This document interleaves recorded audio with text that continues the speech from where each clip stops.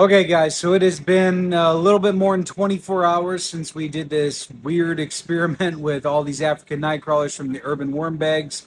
I'm going to go ahead and take a look at it. I'm inside this greenhouse right now. The low that it got down to was about 48 degrees Fahrenheit, and the high was about 85, staying on an average right around 77 on the outside. So already the conditions inside of this box, I imagine, are a lot better than those bags. So we'll see how it went. Let's take a look. All right, so let's just start looking around here. I'm just looking here at about 109 on that plastic, 96 on that topsoil corners that aren't covered. It's about 100 degrees. This is, pretty standard. Over here, it's only 76 degrees over there, so that's interesting for me. This is definitely heating up. I want to take a look and see what this looks like on the inside.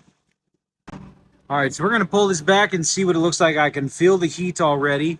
And again, this did mound up, so that's probably what part of it is. We got maggots, which that's always a decent little sign, especially with the amount of food that we have coming on here.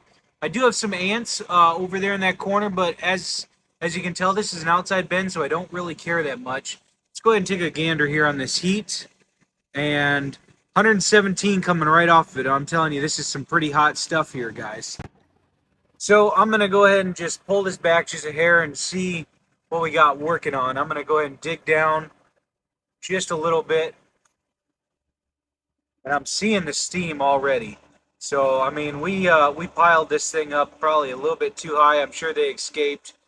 Yeah, so we're way too hot here, guys. So let's go ahead and we'll fluff this up and we'll see what happens. I used a pitchfork and I fluffed it up a couple times, watered super heavy. As you can see, this is heavier than I would ever water any of my bins at all. But as you can see, the temperature is still pretty warm. It got into that hot composting stage. So even, let's see this here, still about 84 on the surface level. But this CTF system is so huge, and that's the reason why I did it, is because they can escape to this far other side that's absolutely perfect over here and get away from this hot area here. And by the time this is done and it's back to normal, it's just going to be a feast for them. Let's look at this other side. Count of three. 1, 2, 3, hip. And we just see worms just like crazy. I even do see some Africans right there, even on the surface. They are just loving life over here. No issues whatsoever. I'm very surprised that those bananas have not got attacked yet. I'm curious enough that I'm going to do a little thingamajigger here.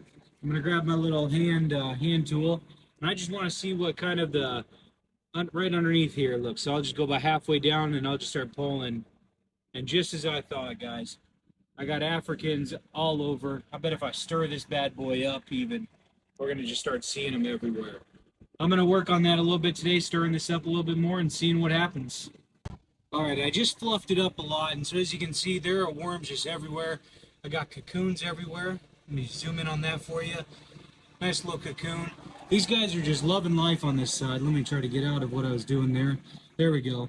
And I put the food right here in between to kind of make a separator between the really hot stuff and the perfect soil condition where they're all loving. So this will be an interesting experiment, guys. It's going to take a couple weeks to even out again, and I look forward to it.